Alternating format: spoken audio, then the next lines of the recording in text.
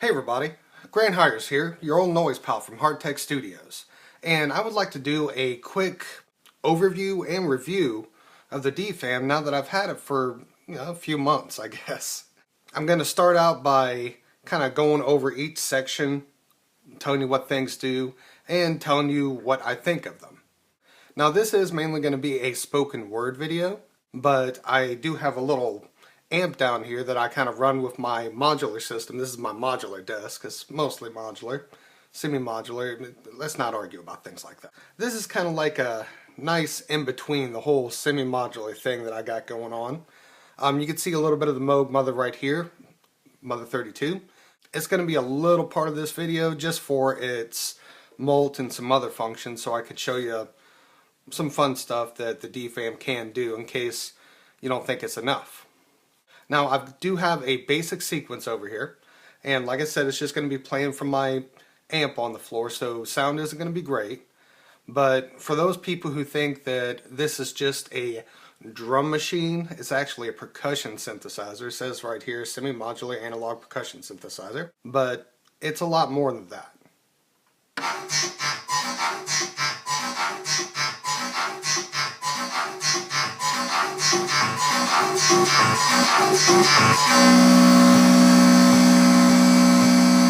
Fun trick here.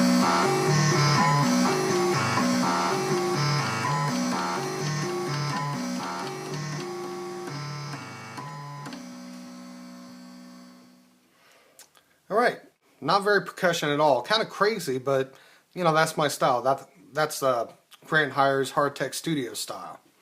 Let's check this thing out. First of all, we have the oscillator section right here, which consists of these two knobs, these two switches, and these 4 knobs and 2 more switches. So 6 knobs and 4 switches altogether. Then we have our mixer section, which is these 3 knobs right here. Then we have our filter section, which is this switch, all these knobs right here, and that's it. And then our amplifier section is this switch, these 2 knobs.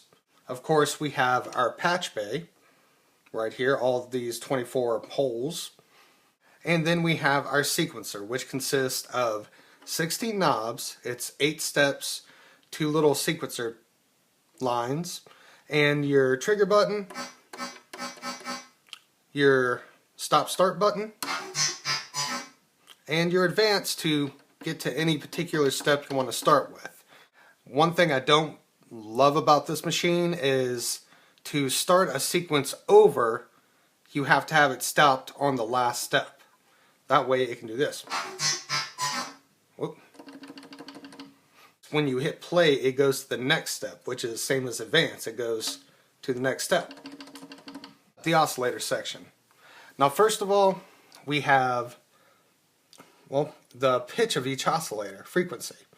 And you have oscillator 1 and oscillator 2. Each one can be a square wave or a triangle wave, switchable via these switches.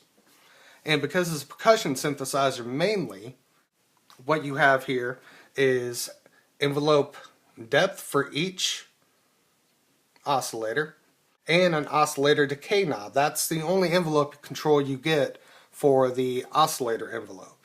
And then you have frequency modulation, which is really cool. You can get some really unique timbres out of that. We got hard sync to sync oscillator 1 and 2 together. This lets you decide the pitch sequencer, if that's going to be just oscillator 1 and 2, or just oscillator 2, or neither of them. Then we have the mixer section right here.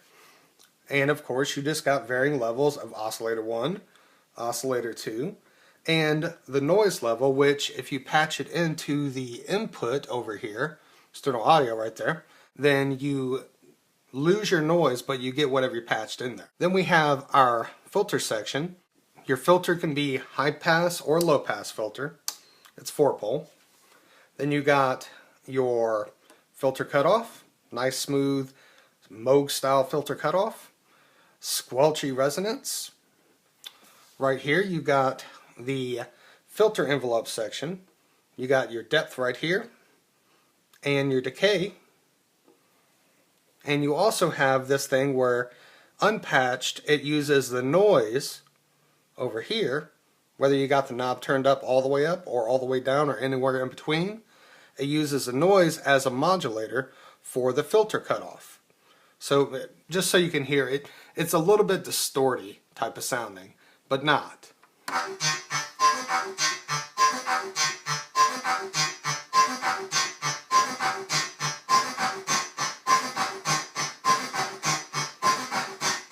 It works a little better with low pass, so let's switch it.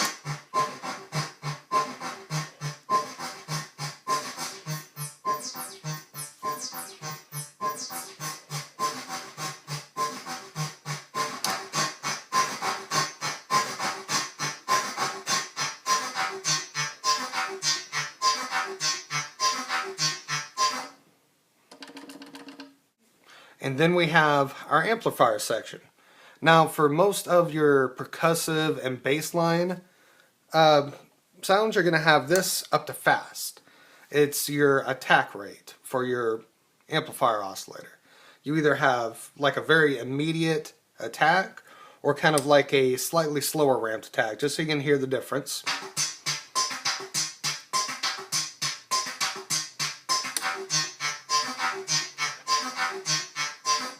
It's just enough attack to take out that sharp envelope.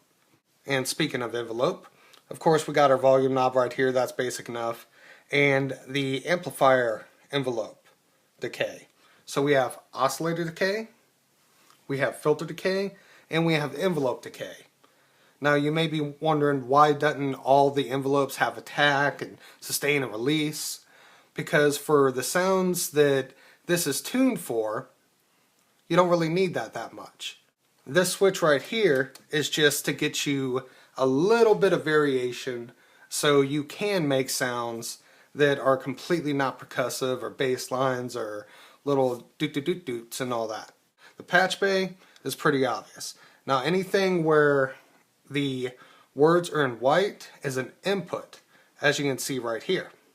Anything where the words are kind of reversed, black with a white outer part, that's an output. So all these can be used to control other elements like the Mother 32, and all of these are something like the Moog 32 LFO right over here, bloop, bloop, can control the DFAM.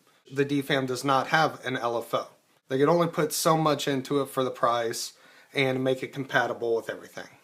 Alright, next up we have the sequencer section.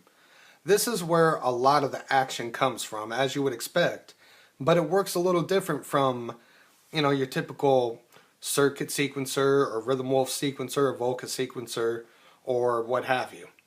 You got the trigger knob, got your tempo knob, pretty understandable. Start and stop knob, button, it's the same thing. Starts and stops.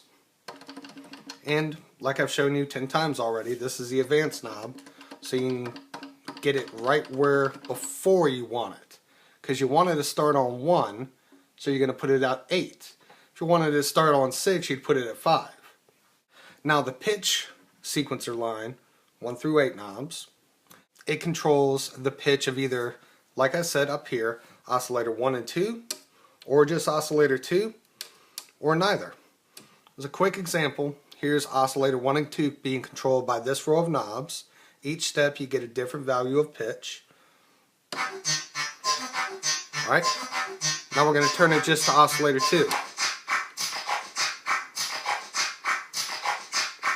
Now part of the reason why it sounds like that is because I have pitch routed to oscillator 2. Not oscillator 2, to the FM amount, excuse me. And now, no oscillator being controlled by pitch. Now it's still modulating and changing because, like I said, I have the pitch sequencer patched into how much frequency modulation happens on each step. So you can create basic melodies with this if you wanted, or you can use it to modulate your hard sync and FM with just one oscillator, oscillator 2, or you could use it to patch other things. Pretty much anything on this screen, this panel right here. Said screen. What do I think I'm looking at? And now we have the velocity line, which, just like the pitch line, lets you change the volume as opposed to pitch. So not just like the pitch line, but you get it. Now, it's velocity, not just volume. So it doesn't just control this, it also controls a little bit of the decays. The oscillator, the filter, and the amplifier decay. So even if it's all the way here, you're still going to get some velocity, but over here it's going to be just a touch longer. You know, just like real instruments, you hit a crash cymbal just one time, softly, it's going to ring out a lot shorter than if you really smash it like you're, you know, from Pantera or something. So it gives it a more realistic feel, a more human feel, a more animated feel. I like animated best. I do love cartoons. Now around the back, all you have is a 1/4 inch output and a power supply input. It doesn't even have an on-off knob. One big down for both this and the Mother 32 is it doesn't have an off knob. Again, I'm saying knob because I'm staring at all these knobs. Button, guys, excuse me. Button. Buttons and buttons and buttons. That's one big thing that is not great. And another thing that a lot of people are having trouble with, I personally am not, is the fact that it has no MIDI input. And it definitely does not have USB, guys. So you're wondering, how are you supposed to play with other instruments? Now with my Mother 32, I simply go to this assign switch, which is on the camera, right? Yeah. And then go to advanced clock. And now I don't have this plugged up or anything, so you're not going to hear any audio from the Mother 32, but I am going to use this button to show you. Alright. See? There's a great example of me messing up so I can show you how to do it right. It's kind of like a Volca. So, make sure the run stop button is set and then hit it. And now we're going at the Mother 32's tempo.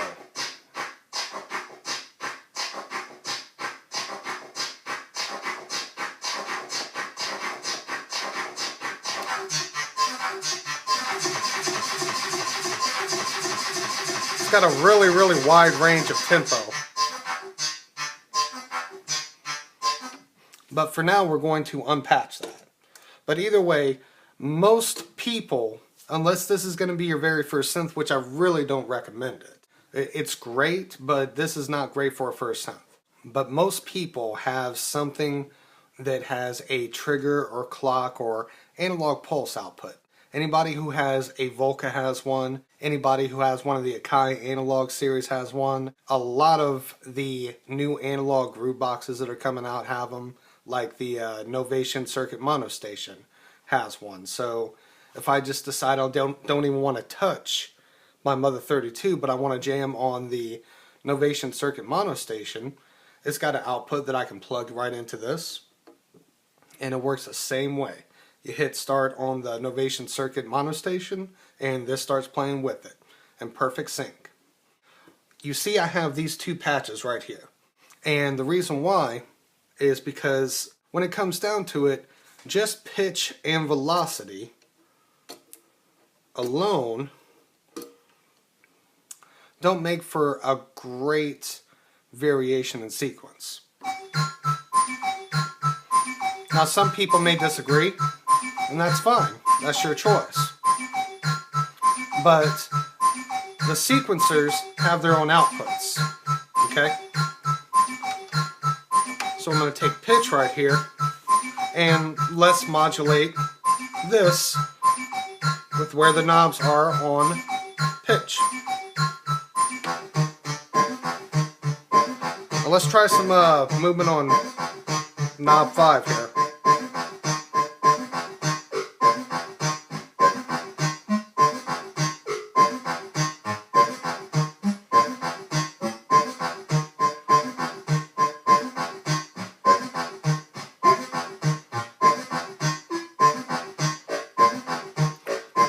Alright, Now, the same thing with velocity. You can take velocity and have it control something. So let's take that, and I actually like to further modulate either the depth of the, like the pitch depth, the pitch envelope depth, or the frequency amount. But I'm going to plug it straight into decay so we have a very hoppy back and forth animated sequence.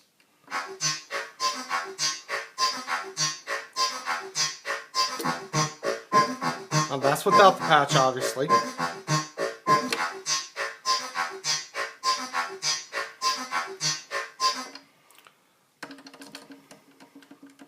If you happen to have a beat step, or again, a circuit monostation. Now some people complain that 8 steps, which is eighth notes, so it's one measure of 8 notes, it's just not long enough for really good composition, especially if you're going to really compose a good song and not it just be like a drone going on and on and on. Then you could actually take something like the Arturia Beat Step or Beat Step Pro or the Novation Circuit Monostation, like I mentioned before, and use its modulation sequencers to plug that into any of these points and extend the variation of your sequence. Now I did a video on that a few weeks ago, so you can check that out. Now one thing I do like to do is we're going to use pitch on this one. And this is one of the reasons why I had the Mother 32 out. It has a mult.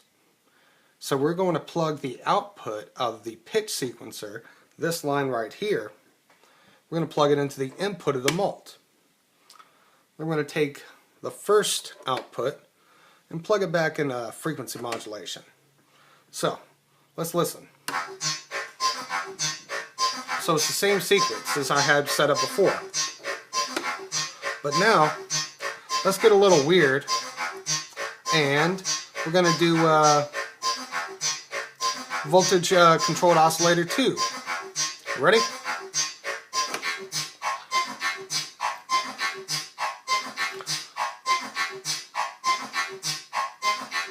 Or just to try something different, voltage control oscillator decay.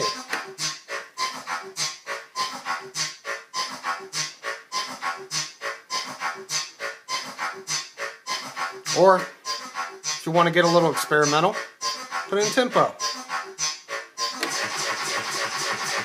Slow down the tempo. You know, it almost sounds like swing, doesn't it? With very careful programming, you could actually make some custom swing by plugging one of the sequencer outputs into tempo. But let's do something a little different here. To go along with voltage controlled frequency modulation, or decay, we're going to put the modulation in there. So now, turn the tempo back up.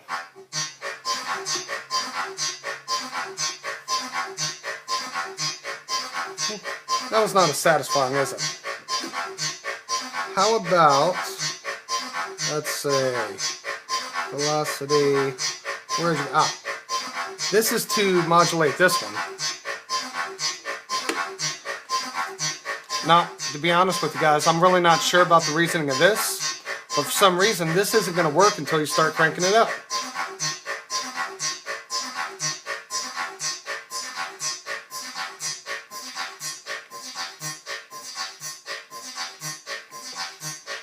And just for fun, let's tweak this.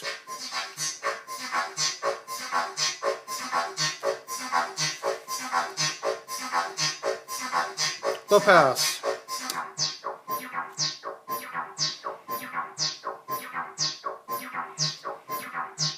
Caster. Bring up the noise a little. Frequency modulation down a little. While we crank down the frequency.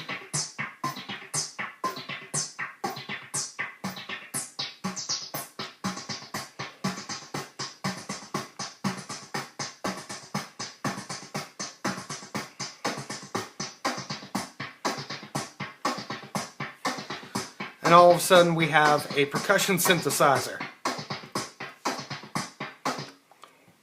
And that really didn't take much knob tweaking to get from such a swanky, wacky rhythm to a normal one. It is a powerful little box, and if you already have a few pieces of gear, especially if you already have some analog root boxes with pulse out in some form or another, sometimes it's called trigger out, sometimes it's called clock out. It's not the MIDI one, it's the one that's got jacks like this. Then you can further expand this. And if you have any other modular or semi-modular gear like this, one of these Moog Foger mini Foger pedals or an actual full-on Moog Foger pedal, it can be a lot of fun, and it can really expand the creativity of how you work. I really recommend it. I'm going to have to say the only real big downer that I have with this machine is Moog missed a very big opportunity on this. Now, like I said, each step, well, let's bring up the, whoop, I pushed the wrong button here.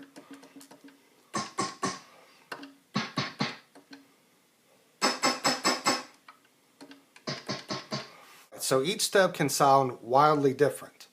They could have put trigger inputs to trigger individually each one of these steps. It would have added an extra input row of 8 right here, which would have made it even more uniform with the Mother 32, just for those people who are OCD kind of like me.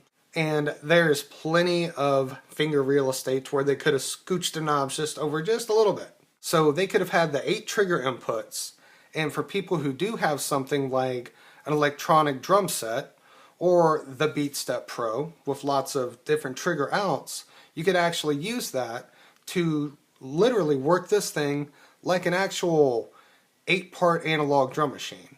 Now, you'd only be able to trigger one step at a time, but that combined with just a couple other drums or percussion elements could make something really, really unique and special. You know, maybe next time, Moog, if y'all got to remake this or something, you know, throw that in there. Just one little extra row of 8 inputs. I'm sure it'll be easy to wire everything up. It's pretty basic. And yeah, do it so we can play the drums with this, like full-on drums, not just a sequencer with a crazy synth, which, when it comes down to it, this is more than just a semi-modular analog percussion synthesizer, the drummer from another mother, the DFAM. It is a crazy synth with a unique, fun, very expressive sequencer. So if that's your type of thing, then go for it. If a Moog Minitar is all you need, you just need that good, rich sound with a basic, a few basic knobs and controls to make some good bass and lead, and maybe some whoop whoop whoop whoop whoop whoop sounds, then go for it. But if you want something unique that kind of makes you work in a different way, especially if you already have analog root boxes and or semi-modular gear or modular gear, then I highly recommend this box. I love it. I'm doing my best not to buy a second one, but who knows, I may break. I'd love to see what somebody would do with like 4 of these and have like almost a full drum kit going. Alright, so thanks for sticking with all my crazy synth rambling. I appreciate y'all watching my videos, all the people who comment. I really, really appreciate you guys. Y'all are really, really inspiring to make me keep on doing this. Oh, one thing, if y'all want to watch a lot more DFAM videos, go to my Facebook page, Hardtek Studios, on Facebook. Also, make sure to check out my SoundCloud, again, Hardtek Studios. It has a lot of unique tracks, including a lot of the tracks that I do on this channel, not just the videos like this or demos of running one piece of gear through another piece of gear while another piece of gear is controlling that piece of gear to reroute it to that, but the actual tracks. I also do Halloween remixes and fun stuff like that. Hardtek Studios, it's all about fun.